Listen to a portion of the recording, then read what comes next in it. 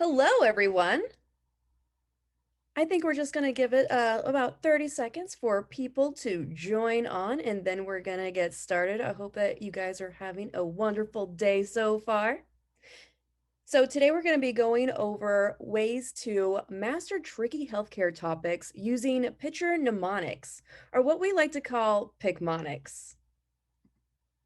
Hello, hi, my name is Sara Eason. I'm the creative content director here at Picmonic. I've been working with Picmonic a little over 7 years, and I work with the subject matter experts, the doctors, the nurses, the MPs, the PAs, what have you, to create unforgettable study aids to help you remember everything that you need to know in the healthcare field.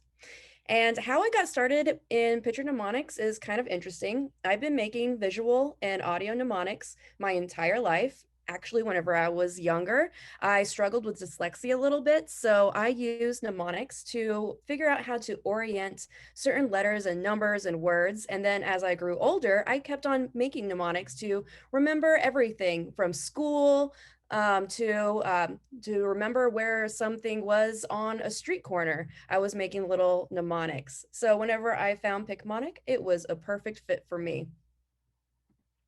So what are we doing here? Well, we are taking the facts from textbooks and we are turning them into characters out of things that you already know. So penicillin becomes a pencil villain. Warfarin becomes a war fairy, and fever becomes a fiery fever beaver. And I know it sounds quirky and zany, learning through cartoons and all, but it's actually research proven to be effective. A study that you could find on PubMed right now took two groups of medical students. One studied with textbooks alone, the other with the aid of picture mnemonics. And the results were pretty exciting.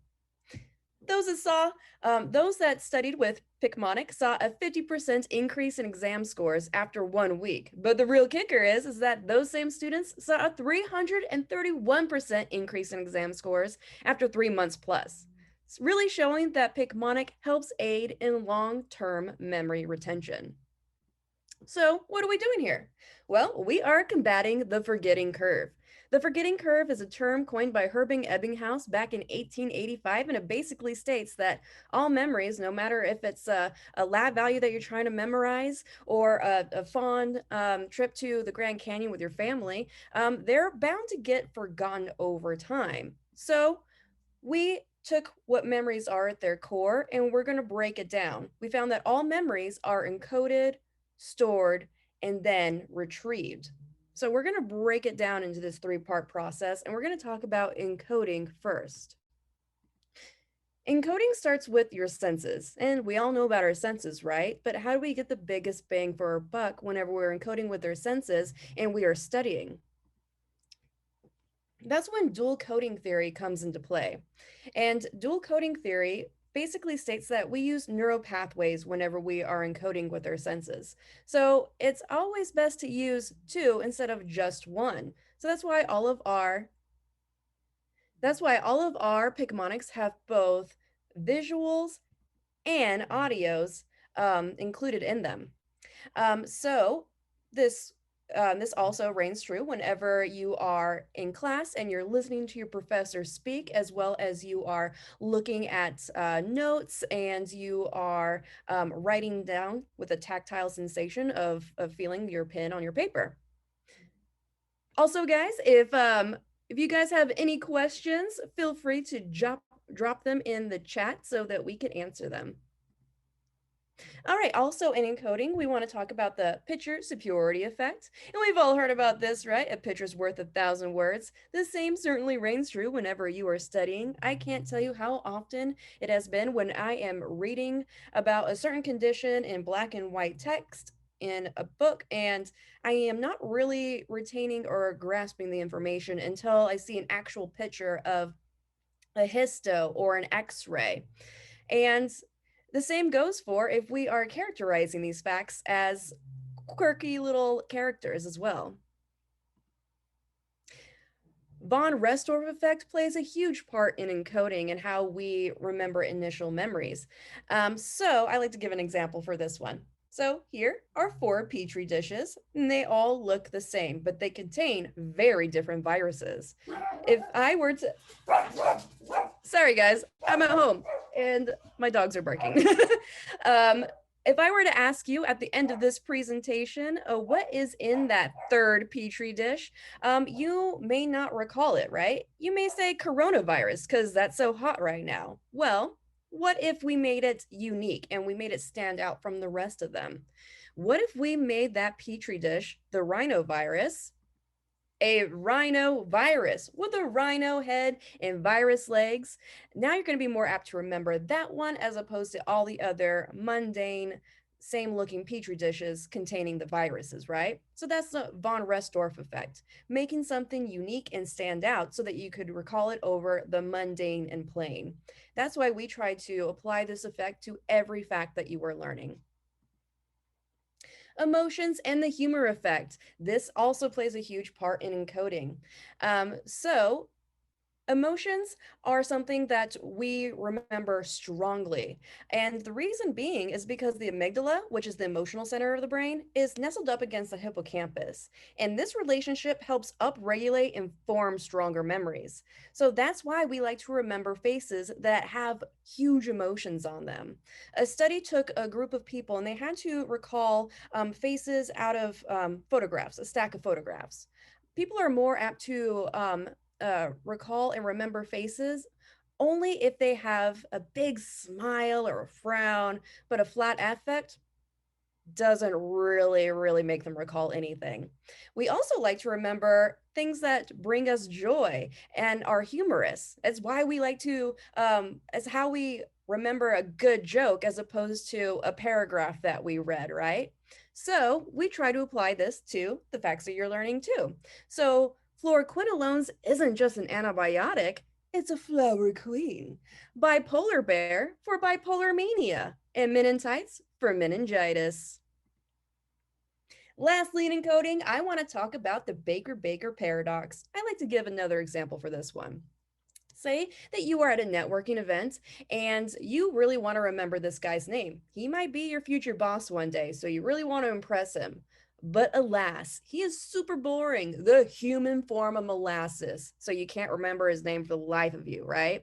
Well, if his name's Joe Baker, why don't you think of him as Joe the Baker with a baker's cap and a birthday cake, and maybe he'll just be making you that dough one day, right? So that could be applied to that situation, but it actually could work for anything that you are trying to remember. Phonetic representation adds a huge memory boost to any memory that you are trying to lock away into your long term memory bank. So that's all about encoding, but how do we store these initial memories? One great way to do it is through acronyms. We all know this kid, right? Not somebody that we went to school with, but rather the colors of the rainbow, Roy G. Biv, red, orange, yellow, and so on. But let's apply this to something that you may be learning in the healthcare field. HAVOCs. Now, this is an acronym for menopause symptoms. So you may come across it. So it's a great acronym, but sometimes it's hard to recall what that O stands for.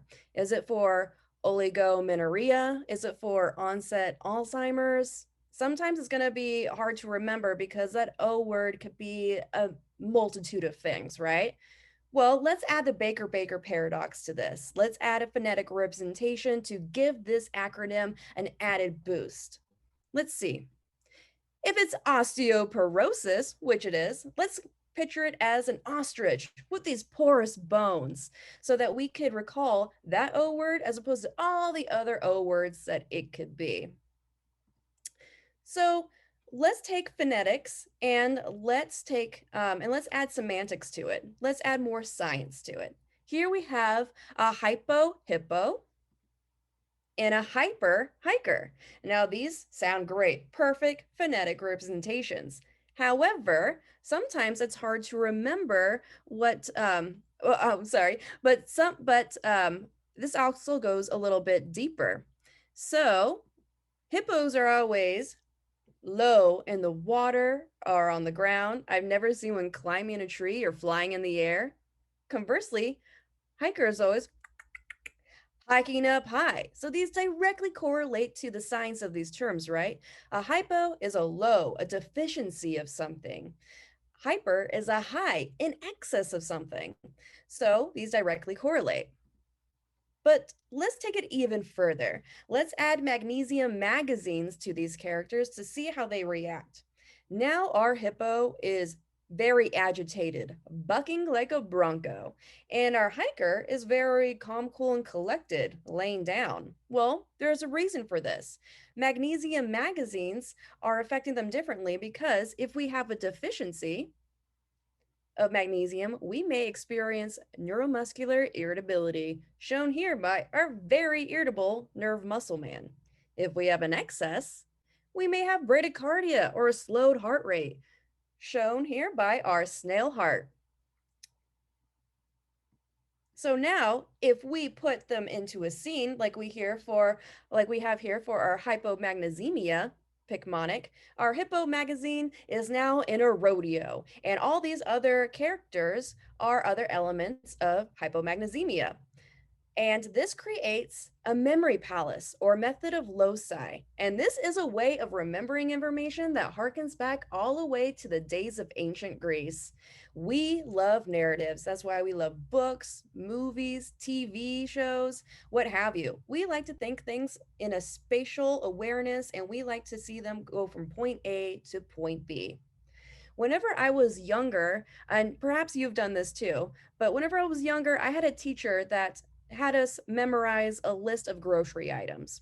And she said, try to remember these. So we all tried to use rote memorization, repeat the things over and over again milk, eggs, cheese, bread, what have you, right? And we were quizzed on it later, and we did not remember that much. Probably about 3 or 4 items on the list, all out of order, um, adding things to the list that weren't even there. And she said, okay, now try to remember that same list, but create a story around it. If you're walking to the grocery store, think of a huge river of milk that you need to cross. So you cross over it with a loaf of bread as a raft. Well, with that story, we were able to recall all the items. So that's basically what we're doing here. We are creating a method of loci or memory palace for each of the topics that you can learn in the healthcare field. And as you can see here with picture mnemonics alone, we are kind of flattening out that curve, but let's take it to the test. This is a question bank that I like to follow on Instagram called Med Made Easy, and this popped up whenever I was creating these slides here, and I was instantly able to recall it.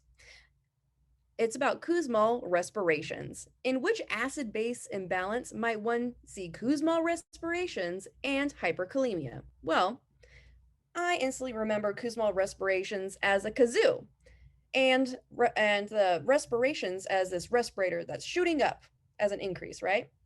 Well, it wasn't just a kazoo and a respirator. It was one of those test your strength carnival games that you see at the carnivals where you hit the base of it and it shoots up with a ding.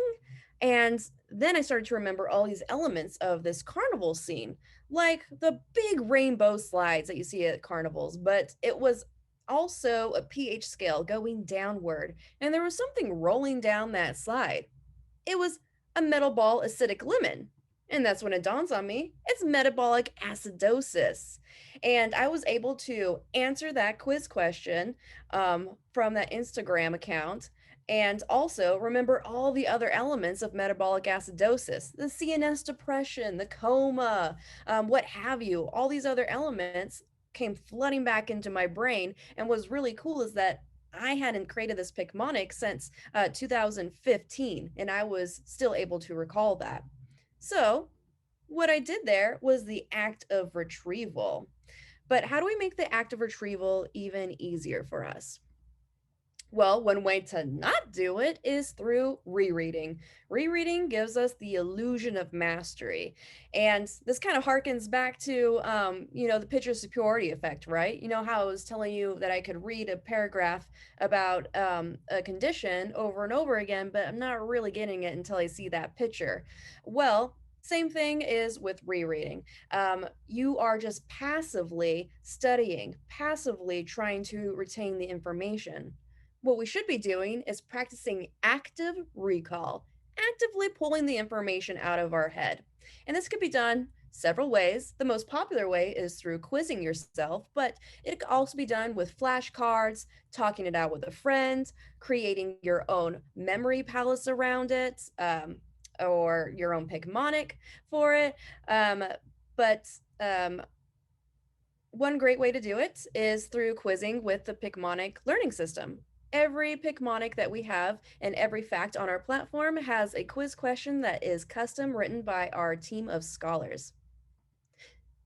Okay, so with one practice of active recall, you could see here that the forgetting curve still drops pretty steeply, but let's say that you cram. You have an exam at the end of the week, so you take that practice of active recall and you do it in a short intervals of time over and over again in this really, really short time period. Well, you may pass that exam, but you're still dropping off pretty steeply on that curve, so you may not remember it whenever you're practicing in the field. So, what we should be doing is practicing space repetition. Space repetition takes that active recall and it spaces it out over different intervals of time. And what really happens here is pretty interesting. It basically tricks your brain into logging it into your long-term memory bank. You keep on revisiting that information before the curve drops down to the bottom, and so it hops back up. And basically, your brain's like, oh, I gotta retain this. We keep on revisiting this for some reason.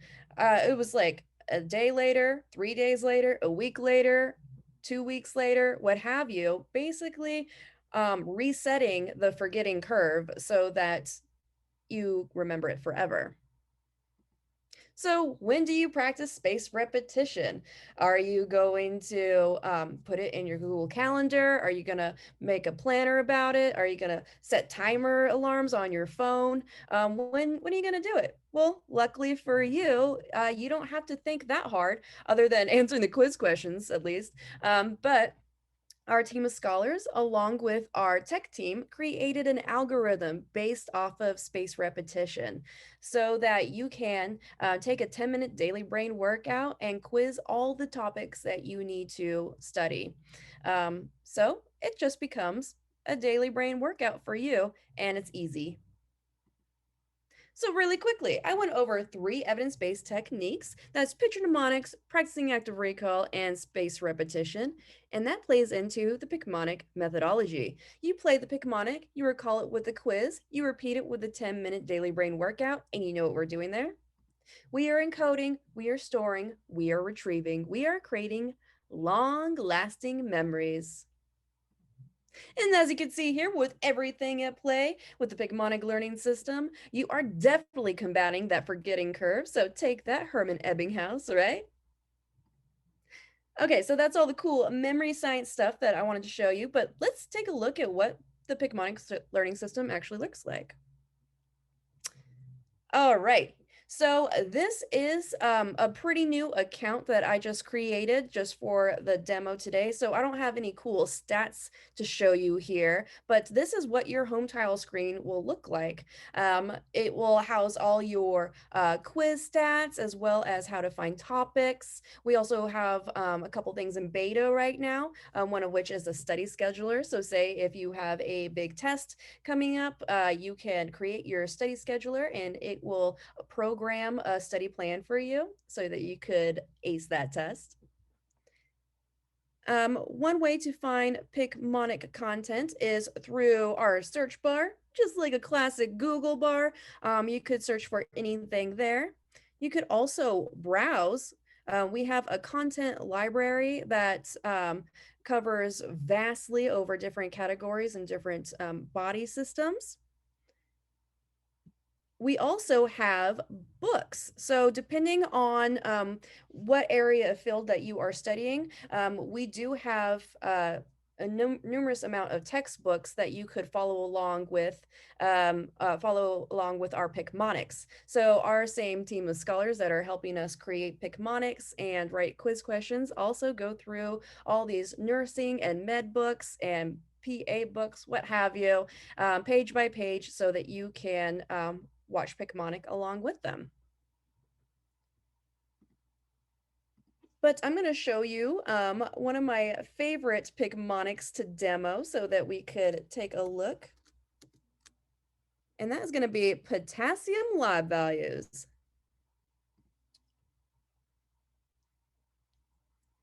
All right, so each Picmonic has two audios. One is the educational, that's just going to cover the straight facts, and the other one is a story audio, and that one is going to tie everything together and is also a little bit more entertaining. Sometimes their story audios have music, sound effects, jokes, anything to give you a little extra added memory boost. So I'm going to play the educational for you now. Potassium's normal lab value range can be remembered by the giant banana, who happens to be a cannibal, catching a banana tossed to it from the banana tree.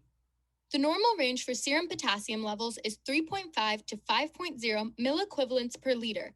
The 3 tree with 0.5 hand tossing a banana to the 5 hand, 3.5 to 5. All right. Now we're gonna play the story mode. This banana is so hungry, he's willing to eat his own kind. He asked the banana 3 tree with a 0.5 hand to toss a banana to his 5 hand so he can eat another banana. 3.5 to 5. You're a cannibal and a monster, Mr. Banana. Or shall I call you a bananable? All right, so that was the story. Now we're gonna take the quiz here for a bit. Which of the following is the most accurate potassium lab value? All right, so we're going to think back to our story here. Now, I love Picmonic because it helps me so much in remembering numbers. Numbers are so hard for me to remember. So, all of our numbers are characterized as a various amount of characters, one of which is our 3 tree and our 5 hand, which are both included into this Picmonic. So if I think back to the story, this banana is a bananable or cannibal, and he eats his own kind. He eats his own kind from a tree, a banana tree. So 3 tree. And I remember this 3 tree was passing him a banana with his 5 hands. 3.5, and he caught it with his other 5 hand. 3.5 to 5. Now, I know that is the correct answer. But let's say that, oh man, I am kind of getting mixed up here. Maybe it's something else. Um, let's get a hint. All right, there's a hint. I definitely got it right. So let's click it. All right, here it is, and I got a little definition for that fact. So I just showed you a lab value one because it's really short and sweet. Let's go back to the player so we could see what we got going on here. So on the left-hand side, that's going to be your fact list. That's going to house all of your facts, characters, and definitions and community resources. So here it looks like we have several community resources. We got awesome partnerships. And it looks like we have videos that we could watch from Lecturio, Online Med Ed, and Osmosis. And I could see my definition for the lab value there. If I scroll down, I could see other recommended Picmonics. Of course, we're going to have other electrolytes and lab values there. And I could see our transcripts if I wanted to read that way. One really cool thing about Picmonic is that every Picmonic is customizable. So if you wanted to add a fact and your own character to this Picmonic, you can. Say that your professor really wanted you to recall that, you know, hyperkalemia causes diarrhea, and you really wanted to remember that in this Picmonic for whatever reason. Well, you could add that fact here and your own characters along in the scene that way. But what's really awesome is that Picmonic itself is completely customizable. You can create your own Picmonic on any topic you wish. If you're having a hard time remembering a friend's birthday or a history class or something like that. It doesn't even have to be healthcare related. You can create a Picmonic on it. Just like how I was telling you how I create Picmonics or mnemonics whenever I was younger. I wish I had a tool like this, so I could actually visualize them. And instead of just playing them in my head, I definitely would have created some awesome Picmonics. I've seen people create Picmonics um, on Bible verses. Even it could be applied to any way of learning or any style of learning, if you create your own Picmonic on this. All right, so going back to my slides here. Everything that I showed you was on my laptop here with Picmonic.com, but we are also on iOS and Android, so be sure to check us out in the App Store and Google Play. What's really cool about our app is that we have a gym mode where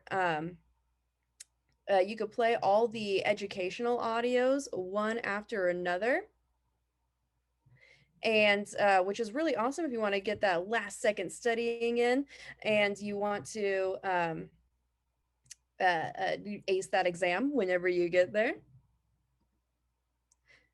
And luckily, we are offering 30% off, and that is going to be in the. I want to make sure I get this correct.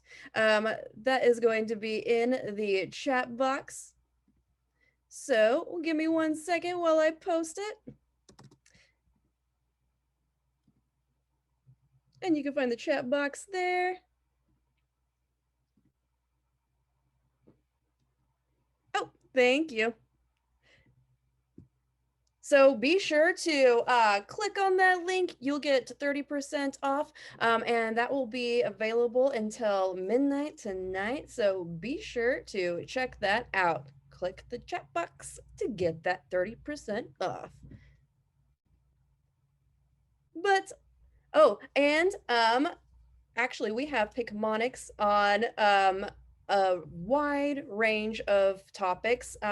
We have Picmonics that cater to everything from medicine, MD and DO, to pre-health and biology, general allied health, all kinds of Picmonics. So if you're looking for a Picmonic, if you're looking for a topic, we got a Picmonic for that.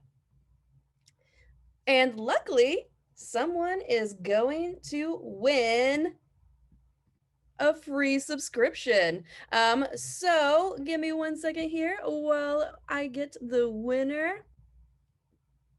All right, I hope I'm gonna pronounce this correctly. Sujay Ratna. Sujay Ratna, you are the winner. I'm going to post that in the chat so that you could see that.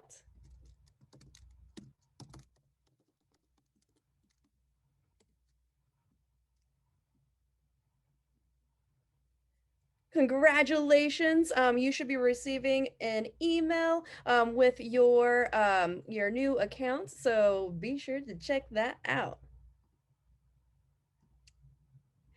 All right, this is my last slide before we get into questions, and it is just a shameless plug for our social media. You could check us out on Twitter, Facebook, Instagram, Pinterest, TikTok, and YouTube, and be sure to check it out because we are always posting some helpful infographics, memory tools, and all kinds of funny memes. On our YouTube channel, you could watch a bunch of our Picmonic videos so that you could learn that way. So be sure to check that out. And we are also posting a recording of this presentation on YouTube. So, and that should be available tomorrow, I believe. So feel free to watch that there if you missed anything there. So, does anybody have any questions for me?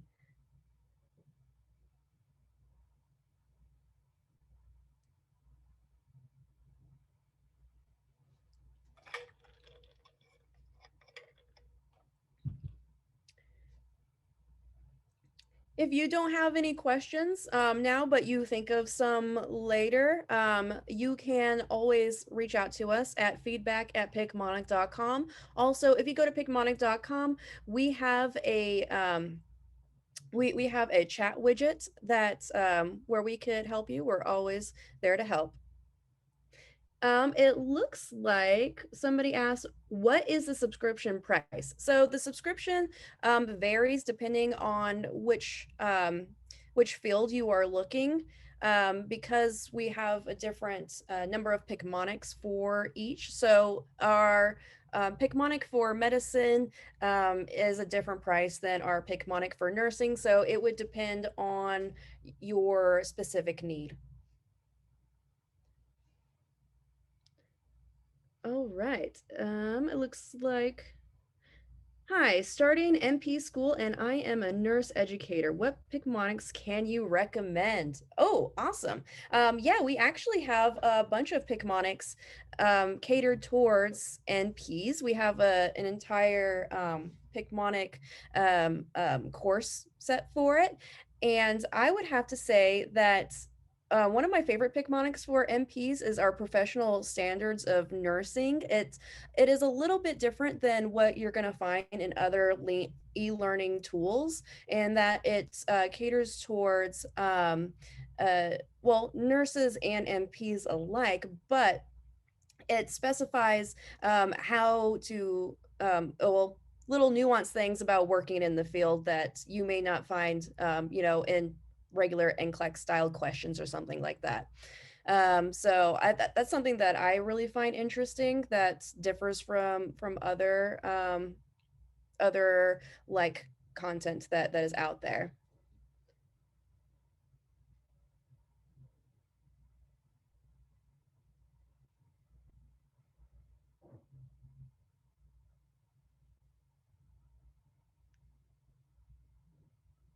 Oh, thank you for posting that. It looks like we posted NP resources for you, so you could check that out there.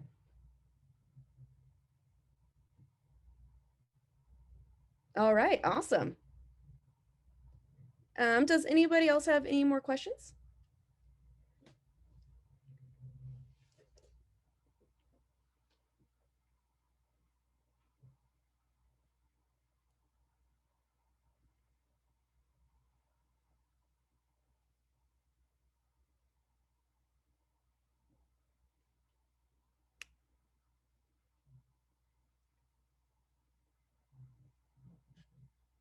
All right. Well, with that being said, I want to thank you guys so much for joining me and listening about Picmonics. It's something that I am very passionate about, and I really hope that it helps with all areas of study for you guys. If you happen to create Picmonics and you really enjoy them, please feel free to share them with us. We love seeing them. All right. Well, I'm going to let you guys go. I hope that you have a wonderful rest of your day. Remember, if you have any additional questions or anything, please feel free to reach out at picmonic.com or at feedback@picmonic. All right, guys. See ya.